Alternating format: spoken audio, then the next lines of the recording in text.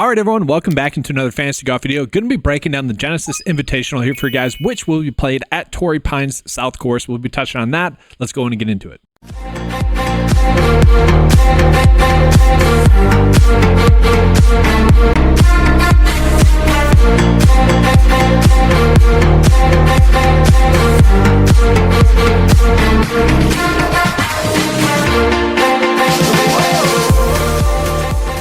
All right, so getting into the video breakdown for this, we're going to start with the recap from last week. We'll jump into the tournament preview for the Genesis Invitational, kind of just talking about what we need to do to be successful here in this tournament, DFS-wise and betting-wise. Then we'll be breaking down the top plays and also talking about the top bets with those plays as well. We'll get into the lineup process. I'll show you guys my hand build, and we'll compare that against what the 9-to-5 lineup builder is telling us we should be doing here as well. All right, guys, so just getting to a quick recap from last week. Last week, not a good week. The biggest reason as to why is Billy Horschel could not hit a freaking fairway, and Lucas Glover could not hit a putt in round one. He did turn around in round two, but made a double bogey on the back nine, his third to last hole, which ended up missing the cut. And then for me personally, had Ben Coles not made a bogey on 18, I would have had a couple lines with 6 for 6. That being said, like head-to-head bet-wise, it was another solid week there. Cash plays, 3 for 3 there, kind of good there. And I am kind of proud of myself of the way I went about navigating the player pool, honestly, where it's like Scotty, Sam Burns, JT, Sam Stevens, who obviously was a player that's checking all the boxes. The interesting thing about Sam Stevens is, like, data-wise, we see Thomas Dietrich one, who was in the player pool. He did rank out decently well, but like comparing Thomas Dietrich against Sam Stevens, Stevens was clearly the better option on paper. That just did not work out. That has kind of been the strange theme that has happened thus far this season. I do expect that to get corrected. Some good, some bad last week. But really last week ended up being more of a random week than I expected, and really just looking at the ownership and everything, looking at the leaderboard, that just is what ended up happening. Now, looking at the Genesis Invitational, it is key to talk about it, the fact that this course or this tournament is going to be played at Torrey Pines South Course. Okay, so it's going to be played at a different course. So if you are looking at maybe the past results here, irrelevant, doesn't matter at all. Okay, so we shouldn't be looking at that stuff at all. Okay, what we'd actually want to be doing is look at the data here from the Farmers Insurance Open. Now, the only issue that we have with that is that the Farmers Insurance Open does take place on 2 separate courses, but still, for the most part, like South Course is where they are playing a majority of their rounds and getting a majority of their shots. And so that's what we're going to be looking at. And we're going to be looking at the past year's course history data for that to come up with our key stats for that. Now, on top of that, we could potentially even look at the 2021 US Open that was played here as well. Because this being a signature event, I could see them kind of featuring the course a little bit more, making the course play a little bit more difficult than it had done just 3 weeks ago. Although 3 weeks ago, it did end up playing pretty difficult because of the weather there as well. It basically played the same as a US Open because the weather was a little bit more rough. Now, when we look at the weather right now, it doesn't seem to be an issue in terms of will it be changing who we're going to potentially be on here. Maybe the rain a little bit, but that's probably not going to change too much. As always, guys, like 15-mile-per-hour winds is when we start to worry about the wind really affecting who we're going to potentially be on. So with that, let's go ahead and take a peek at the golfers with the best course history. All right, so I'm not going to be including the 2021 US Open here in this data set, just as an FYI. We are just looking at the Farmers Insurance Open results. But if you guys want to look at that as the cherry on top, by all means, go for it. And the reason why that is because we are only looking at the last 4 years course history data. That's when the data is going to be the most relevant. The nice part is that we have literally just seen players on this course a few weeks ago. And I do think that those players are going to get the advantage. And that's why it was kind of strange that players decided not to play in this event. A lot of players ended up withdrawing. Now, it actually seems like a lot of those players were actually just a little bit banged up and whatnot. But it's kind of huge. Like, you look at Sam Stevens, obviously someone that played well there.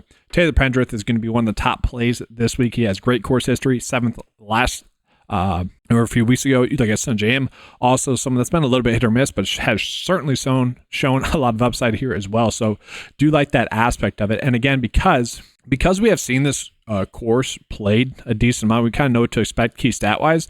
Now, I am slightly adjusting it for the fact that it is a no-cut event, and also the fact that I think it's going to be playing a little bit more difficult. And even if it doesn't, that doesn't really change too much key stat wise, but I am skewing it a little bit more for that. So if you guys remember, 3 weeks ago, I was looking at like strokes gain, putting and strokes gain around the green as like a combination stat. We are making those separate. So key stat number 5 is actually going to be strokes gain around the green. We are putting more of an emphasis on strokes gain approach and also birdie to bogey ratio here this week as well. We knew that would be a key stat. It actually ended up being more of a key stat for strokes gain approach. We were looking at ball striking a little bit more, a few weeks ago. But no, it was strokes gain approach just through and through was the top stat along with birdie to bogey ratio in terms of who ended up playing well in that tournament. And so we're kind of just banking on that as well. And then par 4 scoring actually really popped up as a key stat as well. Sometimes it's par 5 scoring, sometimes it's par 4 scoring, sometimes it's neither, but par 4 scoring was really popping up there. And so we get a good sense of who are going to be the good stat fits. Now, Rory, he's just popping because of his strokes gain total over his last 5. We're looking at the key stats from this year thus far, the 2025 season. We do have the last 5 in there as well, but we're looking at the season data now. We have enough starts into the PGA Tour season where we can just be looking at that. And so Colin Morikawa, JT, Seb Straka, Russell Henley, Hideki, Thomas Dietrich coming off a win. We got Holgard in there as well. We got a lot of golfers that are going to be good stat fits. Again, the more we get into the season, the more we are going to get data and the more reliable that data is going to be. And honestly, the more clear some of the options are going to be throughout the whole season. And hopefully that's going to be the case this week here as well. Go ahead and jump to the golfers that have the best recent form. And so we do have a lot of golfers that are playing a lot of great golf. Now, Scottie Scheffler, yes, he ended up kind of throwing away a good tournament and a good round last week on the back 9 there.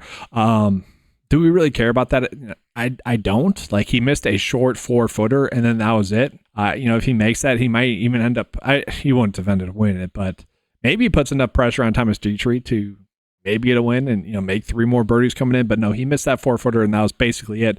Looking at Rory as well, obviously Rory's been playing great. Has won on the DP Tour as well. Russell Henley, guys. Russell Henley is one of the more interesting options, okay? 15 straight make cuts for him. Obviously, don't really care about a make cut in a no-cut event. He is actually someone that typically is like a hit-or-miss option for us. And the fact that he has also been playing extremely well recently, and it's kind of at a softer price tag, I think we're going to be looking at him a lot. The hit-or-miss nature, we want to be chasing points for a no-cut event for DFS, and so he is someone I think we're going to be relying on. Taylor Pendrith, playing great golf. Like the pricing on him. Patrick Cantlay, obviously one of the better and more consistent players on the PGA Tour. Getting him at a good price tag. Sam Burns, been a disappointment really the last 3 weeks, but he's playing solid golf. Again, we're getting a lot of golfers that are playing a lot of great golf. So that's the nice part about this week. And then real quickly, guys, we'll take a peek at the golfers that are the best specialists. Again, the specialist data is just combining all the unique characteristics for that week's tournament and putting it into one data point. Really no shocks in terms of who are the good specialists. If you want to call this course fit, you could there as well.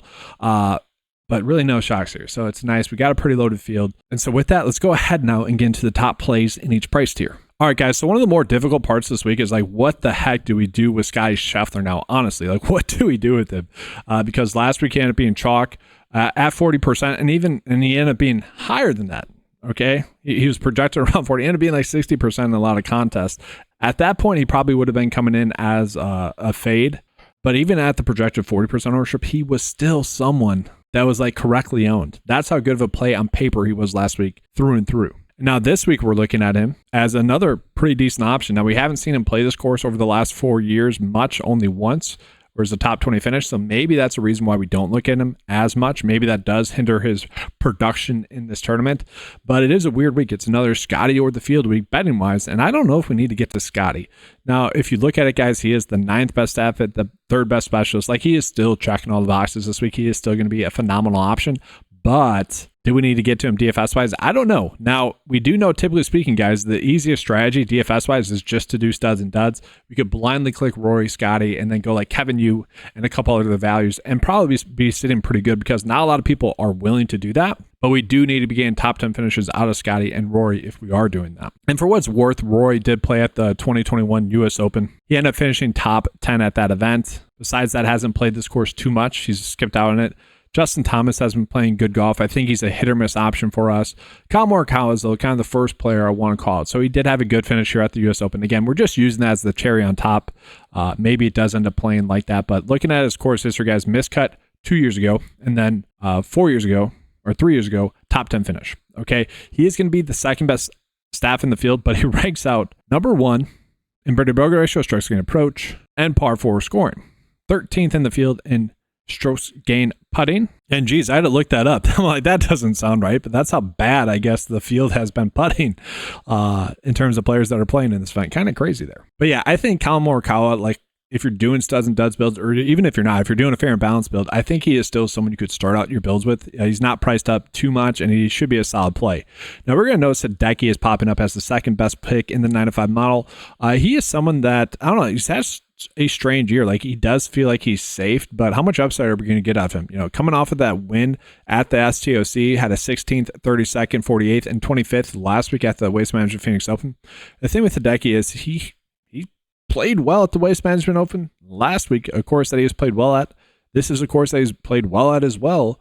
I think he's safe. If he feels safe, like we should be able to get him to outproduce his price tag or be able to give us a desirable result here. The issue with Hideki is honestly the amount of events he's already played. Like, are we worried at all about the fatigue? Maybe. I'm finding reasons not to like Hideki compared to the 9-to-5 data that's given in the second overall rank. I don't know.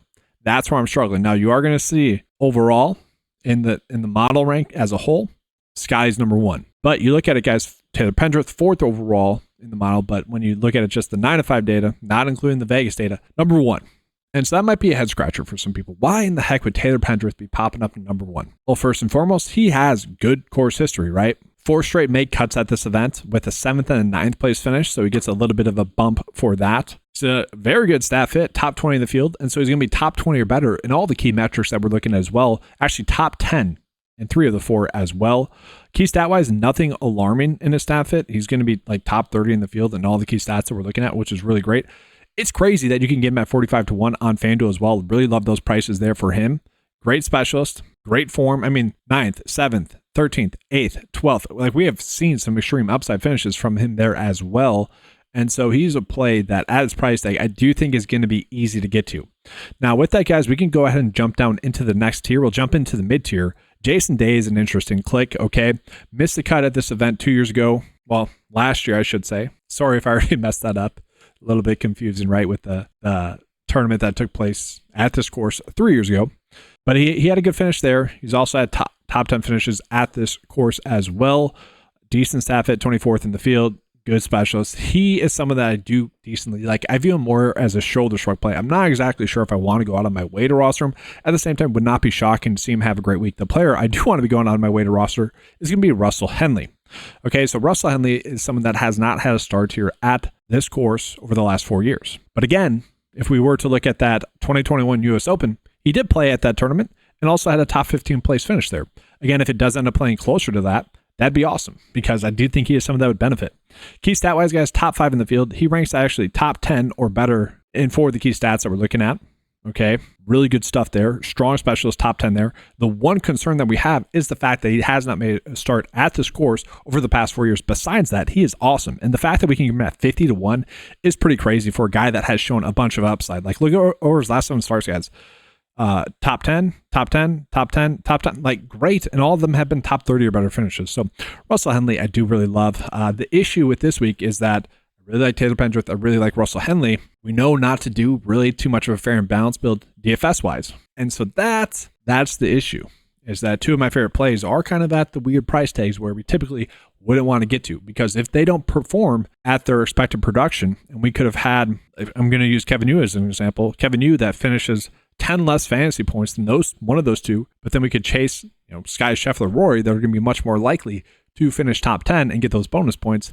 That could be the difference, and that typically is. And so that's the difficult part that we have going on this week. Another interesting play is actually going to be Hogard, who had a very good week going last week, kind of faltered a little bit on the back nine. Seemed like he could apply a little bit of pressure to Dietrich, and he did for a little bit on Sunday, but all in all, a top 12 finish. Like, who cares? That's solid there. And he's also going to be a top 10 stat fit.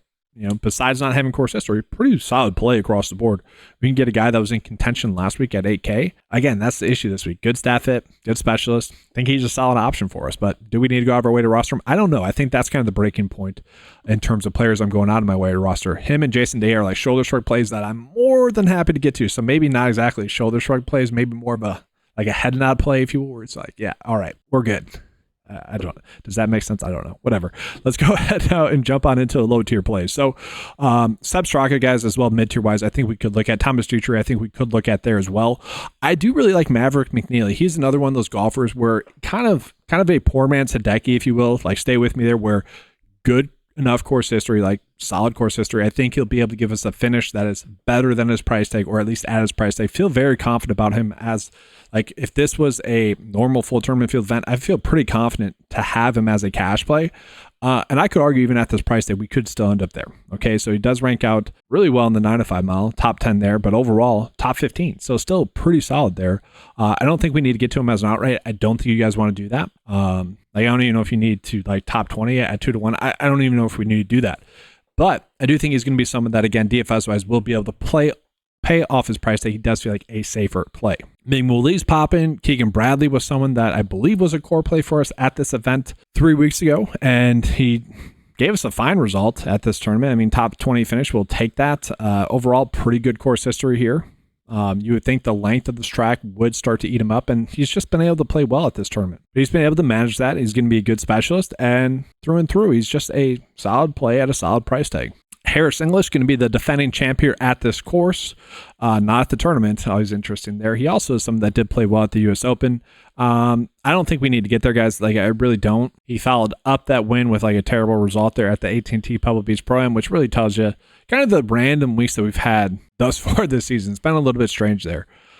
Cameron Young is someone that I do think can fire low, but Adam Scott is the player that I decently like here in this price tag. He does feel a little bit too cheap. He is someone that early on I have closed out some builds with, where I ended up in his salary and was more than happy to. Again, not someone that has course history here at this event over the last 4 years. But again, looking at the US Open, he did have a fine finish here. Again, don't need to be looking at that too much. But he does feel like someone that, again, will be able to pay off his price tag at a cheaper price tag as well. For the most part, has been playing good golf dating back to last year. We just haven't seen him too much. Top 25 finish at the AT&T Pebble Beach Pro, we'll take that. Century Tournament Champions, like, we'll take that as well. Top 20 place finish there. But we need to see more. Now, this is going to be his third start. Probably going to be a little bit more consistent in this game. He did look good on the TGL for what that's worth as well, but I don't think we need to go crazy with him. Akshay is going to be someone I'm looking at as well, just as an FY, but let's go ahead and jump on into the value tier. The value tier is loaded with a bunch of golfers I could see myself going on my way to target. So Aaron Rai was a big letdown for us. He ended up having one bad round the second round, actually shot a very good opening round, and then just for whatever reason, I think, if you want to blame the wind, you can. Had a terrible round 2. Ended up missing the cut. It was very tilting that week. Now, had he simply made the cut, I think we'd be on him much more. And at his price tag, it is kind of crazy to get a guy that does have pretty solid course history and is a pretty solid play across the board. He is, again, someone that I do think we'll be able to outproduce his price tag, which value-wise, that's really all we want. And then we want those golfers on the high end, the top end, that are going to finish top 5, top 10, give us those placement points. Now, I do worry about the length for this next play, Lucas Glover, where he ranks out 46th in the field, lengthwise, scoring on longer tracks. And he is someone that did let us down last week. Again, that double bogey on the third to last hole on his back nine, where he was making a push to potentially make the cut, makes birdies there at the end of his second round, which would have made the cut then without that double bogey. But he just missed a lot of putts in round 1, and he couldn't overcome that. Will he bounce back and have a better putting week? I think so. Like, you look at his 2 bad weeks thus far this year, they've been due to 1 bad round. Can he go out and produce this week? I think he could, and at this price tag, at least we can get someone that can score, so I don't mind that there. But really, guys, this like low tier, the value tier, is kind of loaded with a lot of players you could talk yourself into. And so like Seamus Power is a play I don't mind, but the play I'm probably going to get to the most in terms of players this cheap is going to be Kevin Yu. Kevin Yu was someone that I played in that no-cut event at the S2OC, did not really work out for us, but he's been someone that has been okay-ish considering where he's priced right now. Okay, and he is someone that has played this course a decent amount. He has shown a little bit of upside last year at this track with a top 10 finish. Last year, 80th, made a start here. I think that gives him a slight advantage. I don't think you need to be betting on him like top 20. You could, but the point is he is someone that can get hot, and he is someone that can get out and score. It's not a hot take to say I think you'll be able to outproduce his price tag because at the min price, that's not that hard to do. But I do think he is someone that will give us that. And The fact that you could easily just pair him then with like Scotty or Rory, I feel pretty good about that. And so with that, guys, we're going to go ahead and get into the core plays, but make sure to give a like to the channel. If you guys are enjoying this video as well, make sure to give us a subscribe to that channel. That does help out a lot. If you guys want access to any of the tools that you saw in this video or that you will see later on in this video, make sure to head on over to 9to5sports.com, get the best value and the best tools for fantasy golf, for the PGA Tour, for just $10 a month, guys. Take advantage of that deal. Now we're going to go ahead here and jump on into those core plays. All right, so you guys probably could have guessed it. Core play number 1 is going to be Taylor Pendrith. I do really like him as an outright bet here at 45-1. Obviously, the 9to5 data really likes him. The one concern here that we would have with Taylor Pendrith is maybe he does have a random cool-off week. He has been extremely hot. I'm trying to find a reason why not to love him, and that's about it. I would say he's properly priced at $9K. That could be a reason as well. You kind of look at him compared to some of the other players with name value around him. It is a little bit ugly there, but just the correct play. Great form, great course history, top 20 stat fit. He's checking all the boxes. Really like him as an outright bet and as a core play in DFS. From there, Russell Henley. Risk meets reward here with Russell Henley. Now, he has been extremely reliable lately. I might have to take that tag away from him where he does tend to be more risk reward. But 50-1 on FanDuel feels like great odds for him outright wise. And then 8.6 on DraftKings for a guy that, doesn't have course history in the last 4 years. That's a concern. But for a guy that has 3 top 10 finishes over his last 4 starts, that's great. For a guy that is a top 5 stat fit, I think at that price tag, he is phenomenal. But again, that's kind of the issue, is that we're getting 2 guys now that are not too high priced, that if they have a bad week, we could be SOL. From there, core play number 3 is going to be Collin Morikawa. Again, Collin Morikawa is like the cheapest of the studs that I feel comfortable going out of my way to roster. You get him at 14-1 on most sportsbooks.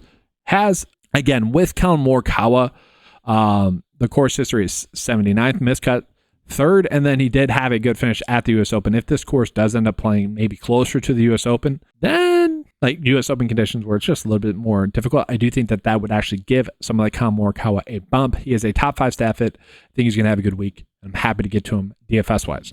Then the last core play is going to be a random one, Nick Taylor. And I say random because I didn't bring him up, but I do really like Nick Taylor. Nick Taylor has course history, finishing 30th at this event. Pretty good form. Obviously, won an event 4 weeks ago, and since then has been pretty solid. 25th, 33rd, 12th. Could be a top 20 stat fit. I do think he is going to give us a finish that will finish in the top half. And so looking at kind of the lineup path I'm looking at, I'm probably tossing in Kevin Yu there just because of the min-price nature of where we can get him at.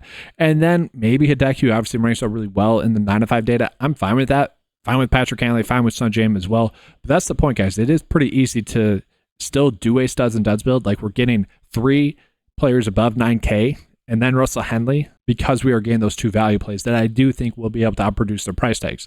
Now, I am going to get into the lineup builder here. Do want to touch on one thing here, guys, and actually I'll just pull it up and touch on it. So I did do a slight adjustment in the 9to5 projection data.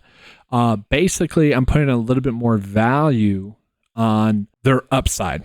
Okay, now the 9to5 data is skewed towards both safety and upside. Okay, that is still true here. Okay, that's kind of the best part about the 9to5 data is that it is capturing both safety and upside. That's why we're consistently putting out great and good lineups each and every week. That's why we are consistently cashing, every single week. Throughout the whole season in the long term. But one thing I did is I started to factor in the outright odds a little bit more just to be able to create separation in the 9to5 lineup builder projections per se. And honestly, this is kind of like the Scotty Scheffler rule, okay? Because he's such a heavy favorite, even though he's typically projected to get the most points, he wasn't always popping up in the 9to5 lineup builder if that's kind of what the data might have been suggesting anyways. And I'm not even going to say that's going to be true here as well, but it is still going to be a factor. So as always, guys, give the 9to5 lineup builder 2 data points to go off of. We'll just see if it is Scotty Scheffler in the builds or if it is still going with more of a fair and balanced approach. And all right, so the first build got to Scotty, and then from there, not as much. So Thomas Dietrich, McNeely, Keegan Bradley, Adam Scott, Aaron Rai. So that's already a little bit different than what I see. Now, I do like Seb Straka. I do think Dietrich's fine. Do we want to be targeting him coming in off of a win? That's kind of the interesting part thus far this year, is Nick Taylor won the week before you'd really want to be a Nick Taylor. Thomas Dietrich, honestly, had he just, let's say Nick Taylor just finished top 10 in his victory week, probably would have been on him the next week as an outright bet. Thomas Dietrich, if he just finished top 10 last week, probably would be on him as an outright bet this week. Seb Straka, you could say the same thing for as well. It's been a weird year for that. And so what do we do with Thomas Dietrich? I do think he'll be able to go out and play well at this event, but I don't know if I want to be on him a ton. But let's see the ownership stats again too. Taylor Pendrith the most, then Dietrich, then Keegan. I'm fine with Keegan. Adam Scott makes sense. Hideki makes sense. 25% Scotty. And so to me, that does tell me that it is kind of my updates are doing what I want them to do. And then real quickly, we'll just do like a dry run of what I typically do. 3 unique players, 30% max exposure. If you guys are different from that, don't worry about it. And so a little bit more balanced here. Very much spreading out the ownerships a little bit more there. Like that. Maybe a little bit too much Aaron Rye, but not terrible given his price tag. But interestingly enough, not really too much Nick Taylor, only about 5% of Nick Taylor, which I don't know if I necessarily agree with that. I'd probably want more of him, but you guys get the point. It is a unique event. The lineup builder is a little bit different than what I am seeing here. Let me know what you guys like. Do you guys like this build a little bit better, or do you guys like this lineup better? Let me know in the comment section below. That's going to be all, guys. Thank you for watching this video. Make sure to give a like and subscribe. Again, if you guys want access to any of the tools that you saw in this video, head on over to 9to5sports.com. Get access to those tools for just $10 a month. Best value out there. Thanks for watching, guys. Good luck. And as always, let's keep cashing.